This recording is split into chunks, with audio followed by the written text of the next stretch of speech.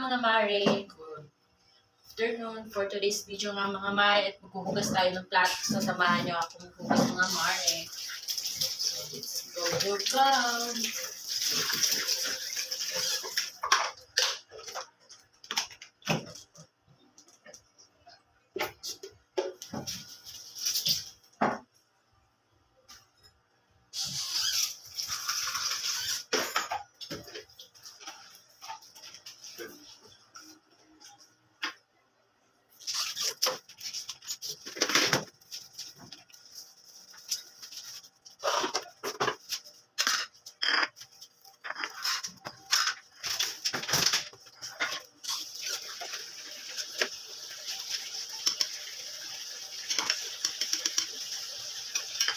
Ito pa yung binili ko ba?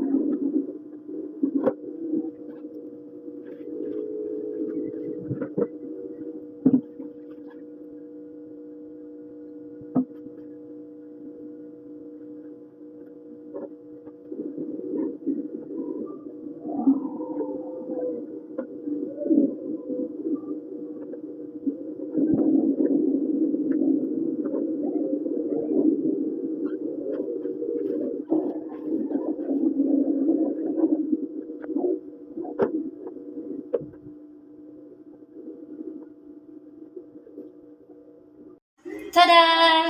So, yun nga mga mare, ito naman ako. O, ayan, nag-change outfit tayo mga mare pagkat available sa kanina.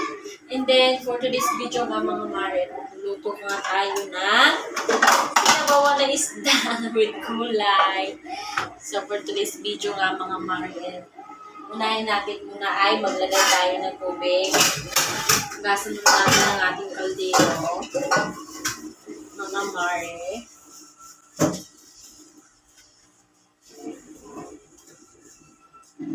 Ayan. Ilang na daw nga ang kaldero natin mga mare dito. So, kailangan luluto natin mga mare. Gusto natin yan ang sabaw. Sabaw is like mga mare. Yan. Lagyan tayo ng sabaw, tubig sa ating kaldero. Yung tamang step bake lang mga mare para sa ating sabaw.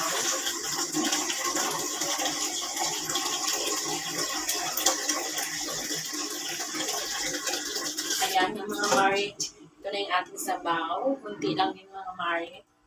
Para may pasabaw lang tayo. And then ito yung ating gulay. And then ito yung ating panghalo mga mare.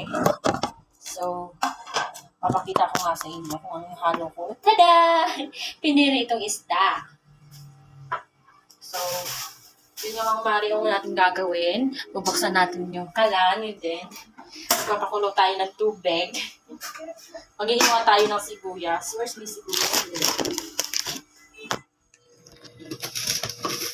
Hiwa tayo ng kamatis.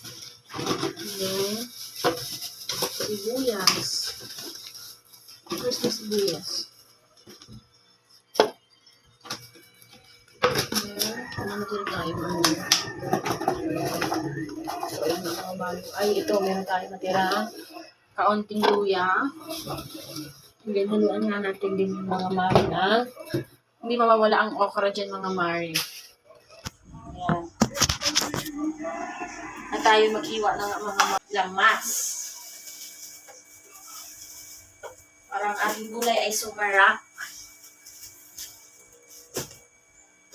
Hugasan nga muna natin. And then, ganyan. And then, mga mare, natin na ngayon susunod ko dito.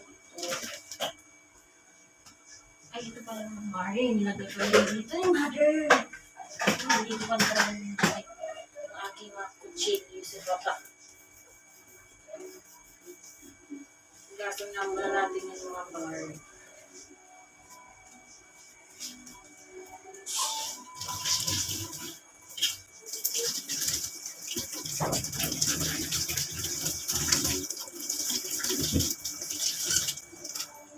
So, ngayon na lang ulit ako pala hindi naman sa mga mahal. Lagi naman ako nagluluto. Ngayon ko lang ulit mga pagkasin yung aking special. Sabi ka ni mahilig sa sabaw. Si Aling Intay din. Yan. Iwa-iwain na lang natin itong kamatis na ating panakot. Ay, hindi yung natural na panakot mga mari ha. Sa Ilonggo lang kasi, ang tawag sa laman, tawag sa mga panghalo ng like sibuyas, kamatis, mga panakot ang tawag niyan. Sa Bisaya, lamas. Tanggalin ko nga ng tubo itong mga mari. Kung kaya mo ng bumiluto. Tapos tumutulong mo yung pawis ko mga mari. Pita sa kids, sobrang init na mga mari.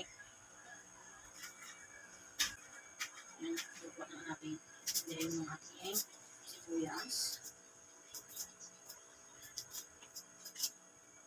Yan. Hiwain na natin itong mga mari. Tapos hiwa na. Yung pagsabaw na hiwa mga mari. Yan yung mga mari, hindi lang puro sabaw ang aking lulutuin.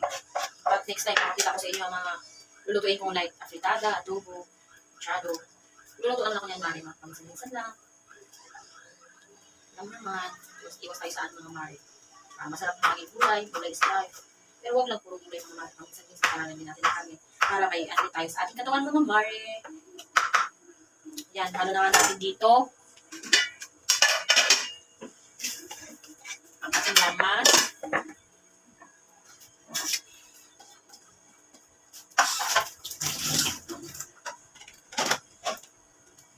And then, sino pala yung okra na binili ko kanina mga mari? Siguro dinala talaga ni mama yun. Building paborito ko itong mga mari ang okra. Tapos ang iniwan lang ni mama, isang piraso mga mari. Kasi binawa ko mari. Hindi mo ko tinalaga ng okra. Masarap kasi yan.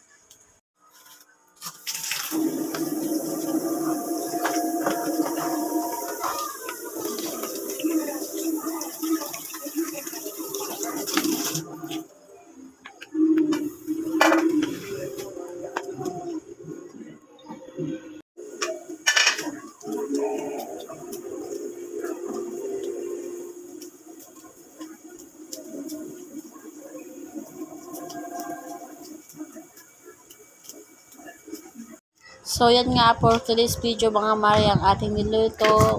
May halong isda and then kamuting dahon at alugbate. For today's video nga mga mare, thank you for watching. Sana lagi nyo pa akong pasabaybayan sa aking more video. Bye mga mare. Magandang araw at magandang buhay. Bye mga mare.